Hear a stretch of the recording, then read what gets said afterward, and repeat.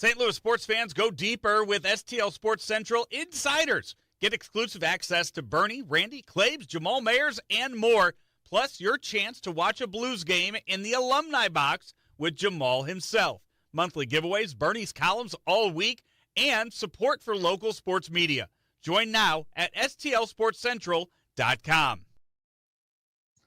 Surprised there isn't custom requests for Thomas Welch content in the STL Sports Central pipeline. Hey, breaking news. The Blues continue to find new ways to lose games. Final score tonight, 3-2 in Toronto against the Maple Leafs. Blues coming in with the league worst 22 goal differential, minus 22, mind you. And it comes down to that final sequence in overtime. Final minute, Thomas Welch. This is STL Sports Central, Blues Central postgame. And you got three guys around Jonathan Tavares in the corner. Kicks it out to William Nylander for the game winner. What was the crux of the problem in that final minute of overtime?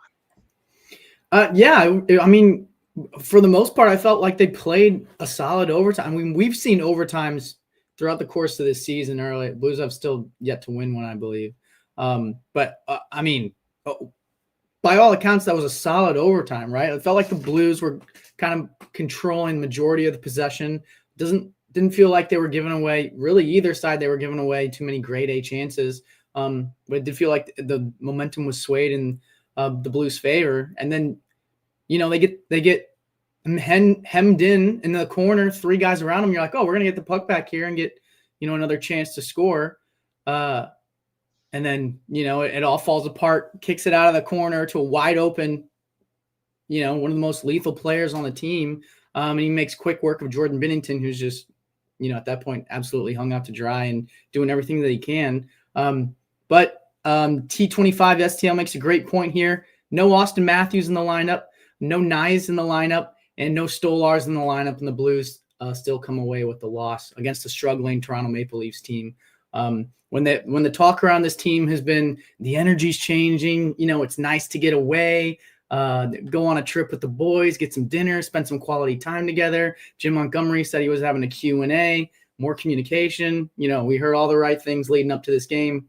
And even within the game, I think the first half of the game up till halfway through the second period was the nightmares of the team that we've seen so far. 6 shots on goal up to that point, which is abysmal. And then the second half of this game, like, they turned it on, right? I mean, we were getting power plays. Dvorský just unloads the hammer on the power play. And after that, you're kind of off and running.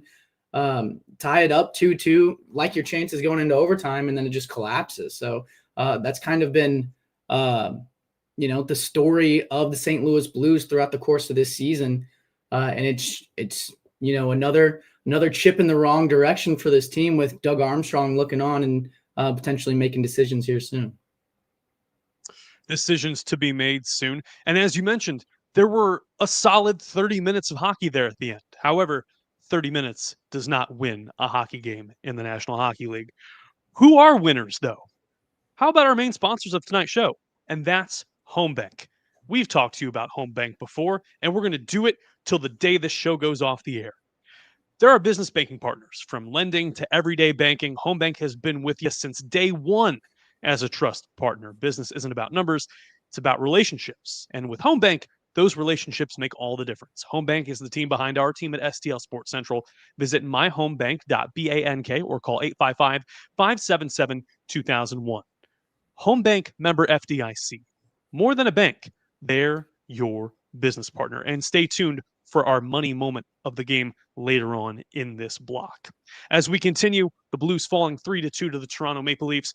As you mentioned, the Blues did a good job of cycling the puck there in overtime. They had possession, and I think to Philip Broberg feeding a perfect pass in the slot to Pavel Buchnevich, and it goes right through the wickets. Otherwise, they had been great with puck control.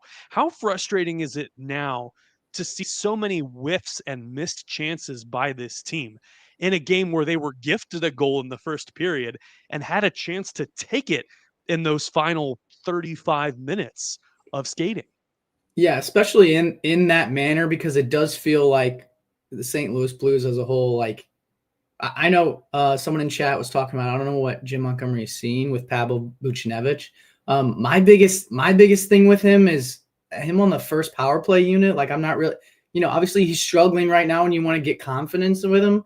But I don't really know what he's providing on that first power play unit at the moment in terms of, sustained offensive pressure and actually trying to put the puck in the back of the net. So I think the biggest head scratcher for me is in that scenario. And like, I understand, like I said, trying to get him goals and get the monkey off his back and get him feeling good. But -3 on the night for Pavel Buchnevich, 0 shots on goal, 2 penalty minutes. I mean, the guy's just fighting it on all levels right now. And I thought the Blues first line of Holloway, Thomas, and Snuggerud showed some pretty good flashes of chemistry.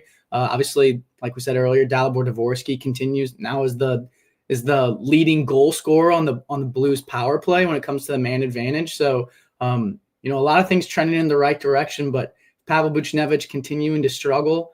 I wouldn't mind seeing him back on the third line next game until he, like we talked about on the last post game. Like, if you're trying to build his confidence, giving him better matchups in terms of who he's going up against throughout another team's lineup, like, he's going to get some good matchups on that third line. I don't necessarily think it's like, like a full demotion for him. It's just like, dude, we know you're capable of scoring. We know you're capable of driving a line's offense. Just go do it. Like, it's kind of like Logan Mailloux. Like, get that confidence back, get a little reset, and then we'll slot you back on the first line and see what happens. But you can't have a -3 guy pulling out penalty minutes, not putting shots on goal, and fumbling pucks, especially in dire moments of the game in OT. Like, you got an opportunity for a wide open slot shot potentially with the goalie sliding all the way over, trying to make a last dash effort. And he doesn't even get the shot off. So it's like, all the Blues are struggling right now, and it's a team effort. But, I think the question of Pavel Buchnevich and whether this team can figure out how to get him going, I think that's massive for the success of them over the course of 82 games this year. It's been painful to see Buchnevich's descent. And by the same token, we're seeing Dalibor Dvorský start to show some brilliance on the power play. As you mentioned, his third goal with a man advantage. That's second among rookies in the league. You go back to the second period. Blues are on the power play after Jake McCabe trips Nathan Walker. Robert Thomas with a great pass to the back door. Dvorský on the one-timer tied the game up at 2 apiece. Critical moment of this game. One might say the money moment of the game. What did you see on that play?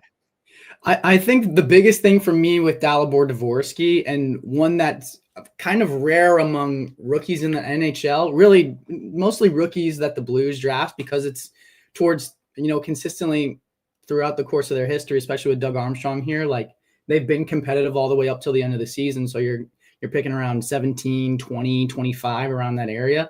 But it's always the confidence with these young guys that come into the league, right? And so, like, you're almost begging guys like Jimmy Snuggerud to shoot the puck. Obviously, Jimmy's got the shot and he knows that he's trigger happy too, which is what you like to see.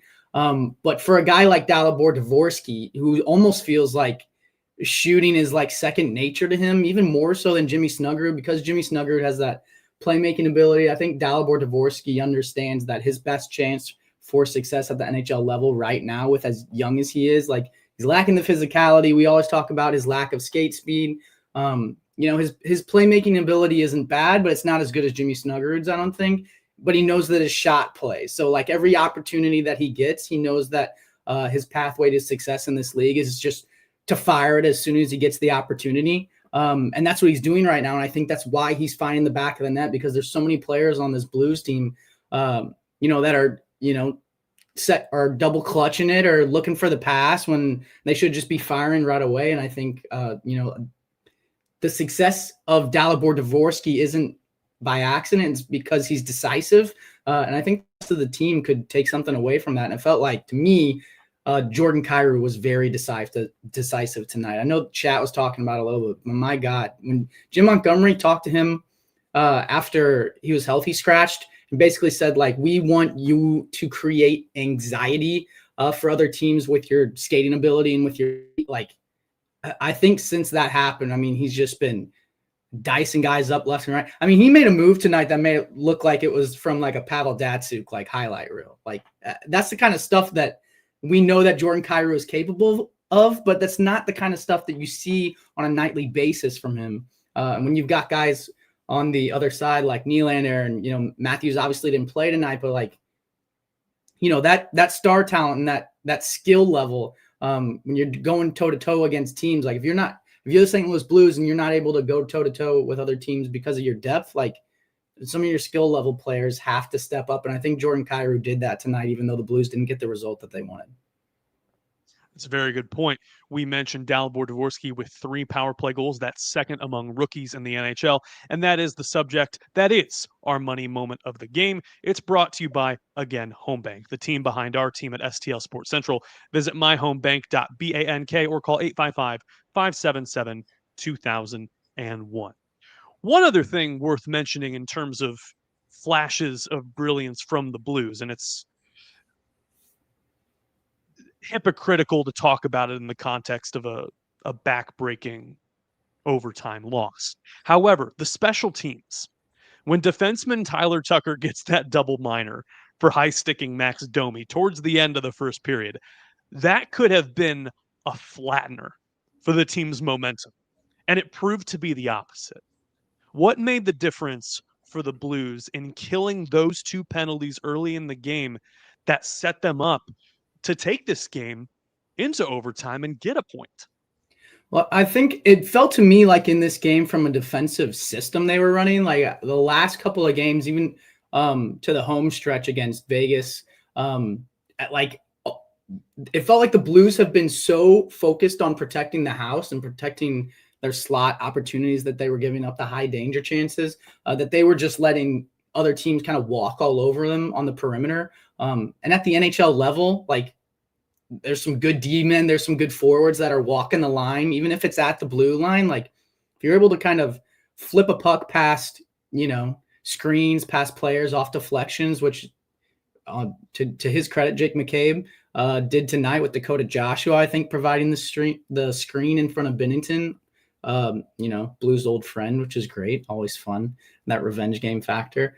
But yeah, I think for the Blues system, it was a little bit more aggressive tonight and not allowing them to just, basically do whatever they want on the perimeter. They kind of cut down those gaps and created a little bit more, urgency for other teams, and that creates turnovers, that creates fumbled pucks and zone clearances, and I think that's a recipe for success for the Blues moving forward. So yeah, to your point, to see them kind of kill off that double minor, like from a penalty kill, that's for the most part, like this whole team has struggled this year, so the penalty kill has kind of been up and down as well. I kind of boded well for their success going forward in the game, especially with the momentum. But I was curious too, like once that first goal went in, obviously it was credited to Nathan Walker, but really it was Nylander that just ends up putting it in his own net past Woll. I was curious to see, because Toronto has been struggling this season as well, and obviously the media is all over him all the time, and it's like, finding a scapegoat night in and night out, like how they were going to respond, because we've seen, and even in press conferences, like Jim Montgomery specifically saying when things don't go our way, like our work ethic goes down. So I was wondering to see how, like from a different perspective, like, that's a very bad bounce directly resulting in a goal, like, a minute 50 into the game. So how do the Toronto Maple Leafs, who are at home in this scenario, like overcome that?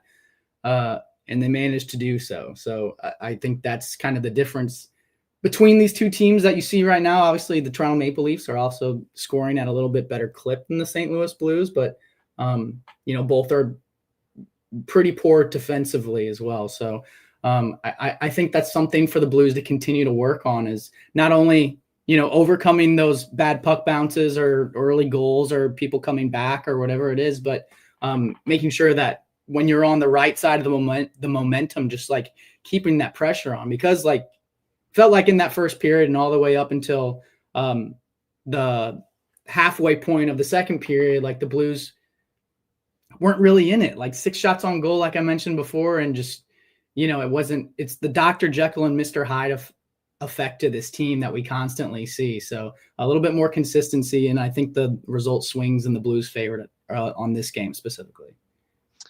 Outshot 10-4 in the first period. However, to their credit, they get 5 takeaways in this game. And on top of that, a very important 12 blocked shots to help out Jordan Binnington and get this game into overtime. This show brought to you by DraftKings. Missouri, get ready. Get ready because DK Sportsbook is America's top-rated sportsbook app. It's coming soon. Today, Today, you can download the DraftKings Sportsbook app, place just a $5 bet to unlock $300 in bonus bets. You can create your own DraftKings Sportsbook account in Missouri and get ready for launch day December 1. DraftKings Sportsbook brings everything you need to elevate your game day, including live in-game betting, lightning-fast payouts, and endless ways to get in on the action, all right from your phone. And when it goes live in Missouri, you'll be betting with a sportsbook app trusted by millions, safe, secure, and with fast money withdrawals. Download the DraftKings Sportsbook app now and grab $300 in bonus bets with just a $5 bet when they go live December 1 in partnership with DraftKings Sportsbook. The crown is yours. Gambling problem? Call 1-800-GAMBLER. 21 and over. Physically present in Missouri. Eligibility and restrictions apply. Subject to regulatory licensing requirements. Bonus bets are non-withdrawable and expire 7 days after issuance. For additional terms and responsible gaming resources, see sportsbook.draftkings.com/promos. Blues carry on. This was game 1 of a 5-game road trip. It was also the 1,000th career game for defenseman Justin Falk, the 137th blue line man, D lineman, to reach 1,000 games skated. They'll catch up with Toronto again on March 28th at Enterprise Center. For now, they turn their attention to the Philadelphia Flyers Thursday night, 6 o'clock puck drop. Another heartbreaker that has already passed with the Flyers and the Blues in that 6-5 game. What can the Blues take Thomas Welch from tonight and carry over into the city of brotherly love? Well, it's funny because Aaron Dodson in chat saying, woohoo, these guys are okay with going to overtime and getting the point when all we've done is talk about how much of a letdown it's been against a deteriorated Toronto Maple Leafs team that's been struggling against Craig Berube, who you know, against no Austin Matthews, against no Stolars and no Nice. So I'm not really sure where he's getting that. But like to your point, Luke, another great point. Blues, I've already faced the Flyers pretty consistently throughout the course of these couple months here. So they should know what to expect going into this game, and they should be prepared. That being said, they're probably going up against Vladar, I would assume, who's been the better goalies of on the Flyers. So for going into this game, you're going to even have to be better than you were last game that you struggled against them. So yeah, I don't think there's much to build off with this game. I think it's more of a consistency of you're still struggling, right? Like this was your opportunity for a game to get back on the horse and build in the right direction. And they failed. So for me, it's not about building off of what you saw here and focusing on the positives, but more so focusing on the negatives that continue to rear their ugly head with this team. Like I said, 3 guys on a single player on the Toronto Maple Leafs in overtime, and you end up losing the game instead of getting back possession and going the other way with an opportunity to score. So, yeah, for me, like viewing that as acceptance is certainly a choice, but that's not acceptable in my eyes and shouldn't be acceptable in the eyes of the St. Louis Blues or the St. Louis Blues fans, because we know what this team is capable of because we just saw it like 8 months ago. And this roster is not much different. So the consistency has been in question throughout the course of this season, and even going back to losing Craig Berube and him getting fired, not because he's a bad coach. Obviously, he's been doing okay with Toronto Maple Leafs, but because he lost the room and because this core stopped listening to him. And if we get to the point with Jim Montgomery where this core is not listening to him, or this core is not producing, or players in that core aren't producing, like I know we keep saying it, and chat keeps saying that Doug Armstrong's not going to do anything, but like the discourse through 32 Thoughts, Elliot Friedman, Frank Saravalli, Pagnotta, like all of these guys are just continuing to talk about what they're hearing about Doug Armstrong, rattling the cages, talking about the trade market, saying everybody's available. We're listing on everything. We'd like to do something. Doesn't necessarily mean that other teams want to do something with Doug Armstrong right now, but it does mean that he specifically wants to do something. So for them to say he's just going to sit on his hands and let this play out throughout the course of the season is I don't know what Doug Armstrong they've been watching or listening to, but that's not the one that I've grown accustomed to here in St. Louis. Like the Doug Armstrong I know, even when he knows that he's outgunned in terms of a roster and the way that it's compiled, like he still wants to compete every season because losing in this market is, a recipe for disaster. Even when they're like, oh, even when everybody's like, please tank, we want a better draft pick. He's like, nope, got to establish a winning culture. So I don't know what to tell you there. Doug Armstrong doesn't concede anything. And if there's one thing about the Blues, they don't stay in the same state for too long a period of a time. It's constantly in flux. He's Thomas Welch. I'm Luke Slabaugh. The final score tonight, the Toronto Maple Leafs 3 and the St. Louis Blues 2 in overtime. This has been STL Sports Central, presented by DraftKings. The crown is yours. Good night, everyone.